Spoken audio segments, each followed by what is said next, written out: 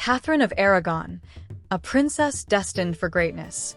Born in 1485 in the vibrant Kingdom of Spain, Catherine of Aragon was no ordinary child. She was the youngest daughter of two of the most powerful monarchs of the era, King Ferdinand II of Aragon and Queen Isabella I of Castile. Her parents were the architects of a newly unified Spain and the patrons behind the voyage of Christopher Columbus. From the moment of her birth, Catherine was destined to play a vital role on the world stage. Raised amidst the grandeur of the Spanish court, Catherine received a royal education designed to prepare her for leadership. She was fluent in Latin, spoke French and Spanish with ease, and was well-versed in philosophy, law, history, theology, and the arts. Her tutors emphasized not only intellectual rigor but also piety and virtue, qualities highly prized in a future queen. Catherine's lineage was illustrious. Through her mother, she traced her ancestry back to English royalty, making her an ideal candidate to strengthen alliances between Spain and England. From an early age, it was decided she would marry Arthur, Prince of Wales, heir to the English throne. This union was meant to seal the friendship between the two powerful nations. At just 15 years old, Catherine crossed the stormy seas to England, bringing with her a rich dowry and the hopes of two kingdoms. Though her life would be marked by personal trials, the early death of Arthur, years of uncertainty, and her tumultuous marriage to King Henry VIII, Catherine of Aragon would be remembered for her steadfast faith, resilience, and dignity. More than just a queen, she was a scholar, a diplomat, and a deeply religious woman who fought for her rights and those of her daughter, Mary. Her story is one of strength in the face of adversity, a testament to the spirit of a woman born into greatness and determined to leave her mark on history. Catherine of Aragon, groomed for a crown. From the earliest days of her life, Catherine of Aragon's destiny was clear. She was born to be a queen. As the daughter of King Ferdinand II of Aragon and Queen Isabella I of Castile, she was a key piece in the grand chessboard of European politics. Before she could even walk, her future was decided. She would marry Prince Arthur, the heir to the English throne, uniting two great powers, Spain and England, through a bond of blood and marriage. Understanding the magnitude of her future role, Catherine's parents spared no effort in preparing her for queenship. She received one of the finest educations of her time, mastering languages like Latin, French, and Spanish, and studying subjects such as history, law, theology, and the arts. Her education was not limited to academic knowledge. It also shaped her character, nurturing her sense of duty, religious devotion, and unwavering moral strength. In 1501, at the tender age of 15, Catherine journeyed to England to fulfill her destiny. Draped in the splendor of her Spanish heritage, she arrived not just as a bride, but as a symbol of hope, alliance, and power. Her marriage to Prince Arthur was celebrated with magnificent ceremonies, and for a brief moment, it seemed the future of England and Spain was bound together through her. But fate had other plans. Arthur's sudden death only months after their wedding left Catherine in a precarious position, a foreign princess stranded in a foreign court. Yet even in the face of loss and uncertainty, Catherine's poise never wavered. She would later marry Arthur's younger brother, Henry VIII, becoming Queen of England and playing a crucial role in one of the most transformative periods of English history. Catherine's early life reveals a young woman molded by duty, faith, and ambition. Far from being a passive figure, she carried the weight of dynasties on her shoulders with grace and determination. Her story is not just about marriage and politics. It is about the making of a queen who would face unimaginable trials with courage and dignity. Catherine of Aragon, a princess in waiting. The path to Catherine of Aragon's marriage was anything but smooth. Years of delicate diplomacy and shifting alliances kept her future uncertain. Yet finally, in 1501, the long-anticipated union took place. Catherine wed Prince Arthur of England, the eldest son of King Henry VII. Their marriage was celebrated with grandeur, hailed as the cementing of a powerful alliance between England and Spain. At just 16 years old, Catherine embraced her new life with all the hopes and expectations of two kingdoms resting upon her shoulders. However, tragedy struck with cruel swiftness. Only a few months into their marriage, Prince Arthur fell ill and died, leaving Catherine a widow in a foreign land. The carefully constructed alliance now teetered on the edge of collapse, and Catherine's position at the English court became uncertain and vulnerable. Amid the growing political tensions, one detail would come to define Catherine's future. She asserted that her marriage to Arthur had never been consummated. This claim would become a cornerstone of her life's next chapter. In the deeply religious and politically charged environment of the time, whether her marriage had been fully valid carried enormous implications. A marriage left unconsummated was easier to annul, a crucial point as plans began to shift toward a new match between Catherine and Arthur's younger brother, Henry, the future King Henry VIII. Catherine endured years of hardship after Arthur's death, living in relative obscurity, often facing financial struggles and uncertain status. Yet through it all, she remained steadfast, her dignity and sense of duty unshaken. Her resilience during these years not only earned her respect, but also revealed the strength that would later define her reign as Queen of England. This pivotal chapter of Catherine's life, marked by loss, perseverance, and political survival, set the stage for a future filled with both triumph and heartbreak. More than a pawn in dynastic games, Catherine proved herself to be a woman of remarkable resolve, prepared to fight for her place in history against all odds. Catherine of Aragon, waiting for the crown. Following the death of Prince Arthur, Catherine of Aragon found herself at a crossroads. Though widowed young, she remained a vital piece in the intricate puzzle of European politics. Quickly, new plans formed. Catherine would be betrothed to Arthur's younger brother, Prince Henry, the boy who would eventually become the infamous King Henry VIII. At first, the arrangement seemed simple. The match would preserve the alliance between England and Spain, fulfilling the hopes of both royal families. However, the reality was far more complicated. The shifting tides of power, financial disputes over Catherine's dowry, and fragile diplomatic relations threw endless obstacles in the couple's path.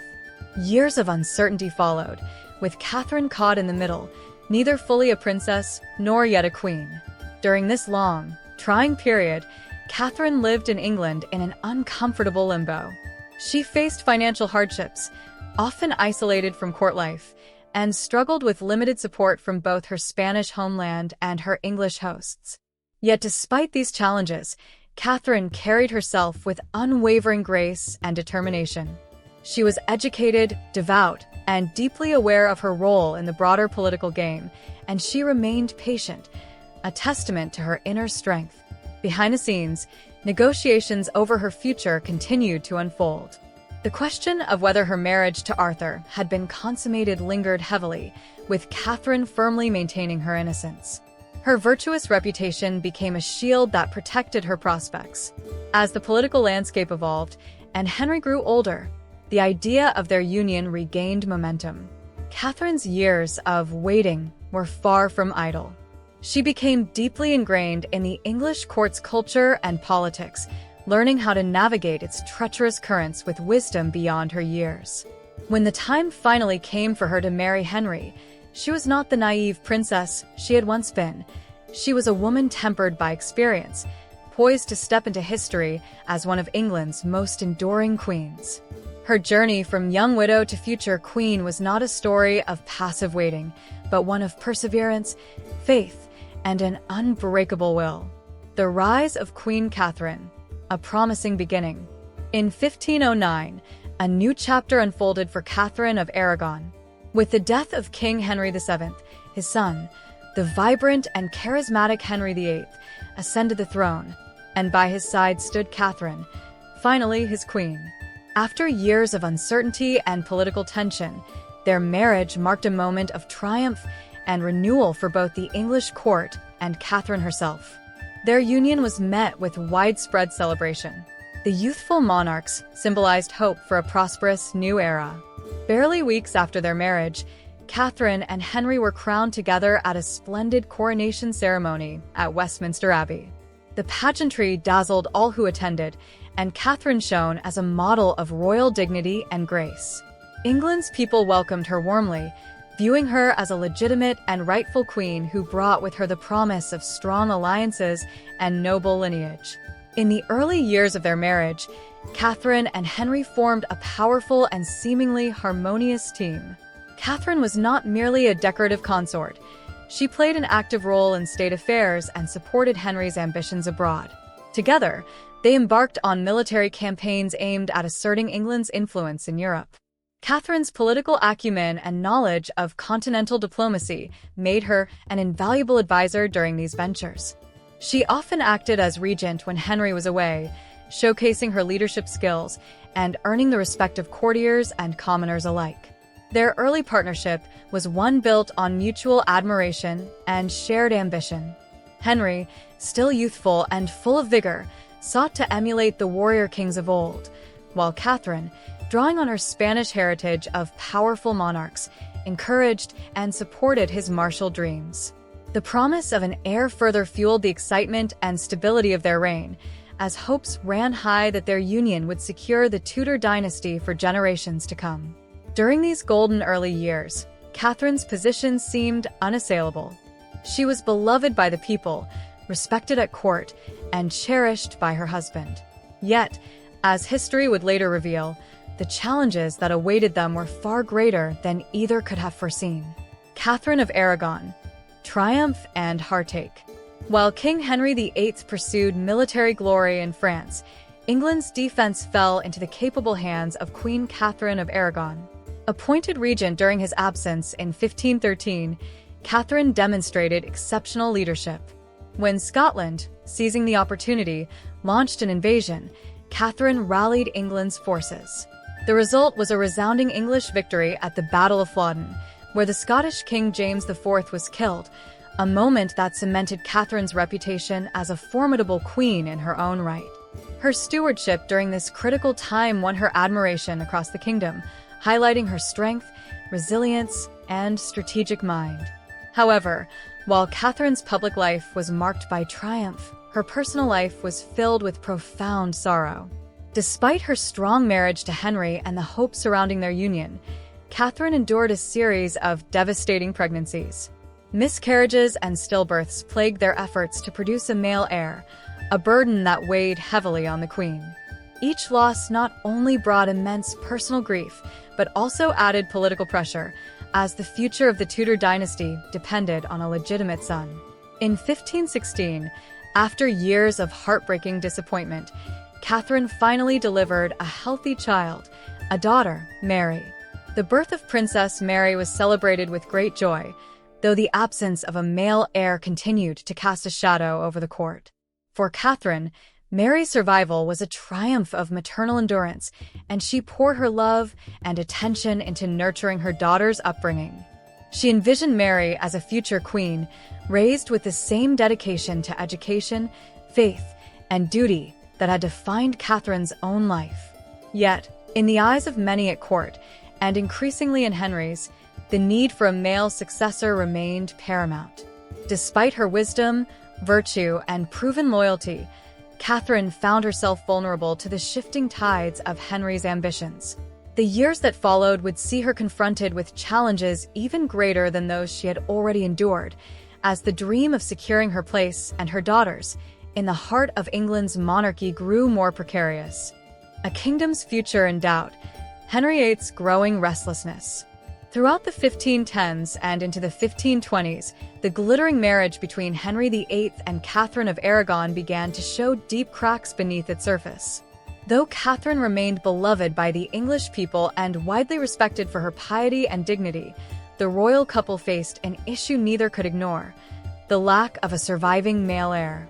As each passing year brought fresh disappointment, Henry's anxiety grew. For a king obsessed with securing the Tudor dynasty, the birth of only a single surviving daughter, Mary, seemed a fragile foundation for England's future. Frustration and fear gnawed at Henry. Determined to ensure the stability of his reign and his lineage, he began seeking comfort and hope elsewhere. During this period, Henry's attentions wandered beyond the walls of his marriage. He engaged in several affairs, a common practice for kings of the time, but one that nevertheless wounded Catherine, who endured these humiliations with stoic grace. Among the most notable of Henry's mistresses was Elizabeth Blount, a lady-in-waiting to Queen Catherine. Their relationship was no passing flirtation. In 1519, Elizabeth gave birth to Henry Fitzroy, a healthy boy whom Henry proudly acknowledged as his own. The king's open recognition of his illegitimate son stunned the court and further exposed the precariousness of Catherine's position. It was a bitter irony. While Catherine had given England a princess, it was another woman who delivered the male child Henry so desperately craved. Though Henry Fitzroy's illegitimacy barred him from being a true heir to the throne, his existence only deepened Henry's conviction that the failure to produce a male successor was not his fault, but Catherine's. This subtle shift in thinking would soon ignite a crisis that would shake Christendom itself. As the 1520s wore on, Henry's determination to resolve the great matter of his marriage hardened, setting in motion a series of events that would change the course of English history forever. At this stage, however, Catherine remained Henry's queen in title and in the hearts of many of his subjects. Yet behind the scenes, a storm was gathering, one that no royal dignity or past glory could hold at bay. The king's great matter, a marriage under siege. By the late 1520s, Henry VIII's desperation for a male heir drove him to a bold and controversial course of action. Convinced that divine displeasure cursed his union with Catherine of Aragon, Henry sought to annul their marriage. He argued that their bond was fundamentally unlawful in the eyes of God, pointing to an ancient biblical passage that forbade a man from marrying his brother's widow. Though Catherine insisted that her marriage to Prince Arthur had never been consummated, Henry clung to the belief, or at least the argument, that it had, rendering their marriage invalid. This issue, later known as the King's Great Matter, unleashed a legal and theological storm that would engulf England and the wider Christian world. Determined to have his way, Henry appealed to Pope Clement VII, hoping to obtain a swift annulment. However, politics beyond England's borders complicated the situation. Catherine's nephew, Charles V, the Holy Roman Emperor, exerted immense pressure on the Pope to deny Henry's request, fiercely defending his aunt's honor. As the legal battles dragged on, questions surrounding the true nature of Catherine's first marriage became central. Did Catherine and Arthur share a marital bed, or was their marriage merely ceremonial? Catherine steadfastly maintained her innocence, swearing that she came to Henry's marriage bed as a virgin. Her sincerity and dignity in defending her position won her many admirers across Europe. Nevertheless, Henry's patience wore thin. The failure to secure an annulment through the usual channels prompted the king to consider more drastic measures. This dispute wasn't simply about personal relationships. It threatened the very fabric of religious and political authority in England. Henry's frustrations with Rome would ultimately ignite a revolution that shook the foundations of medieval Christendom. At the heart of this tempest stood Catherine, unwavering and unbowed. Despite mounting pressure and public scrutiny, she refused to relinquish her crown quietly. Her resilience in the face of overwhelming odds would leave a lasting mark on history, even as the king plotted his next move to reshape the future of England forever.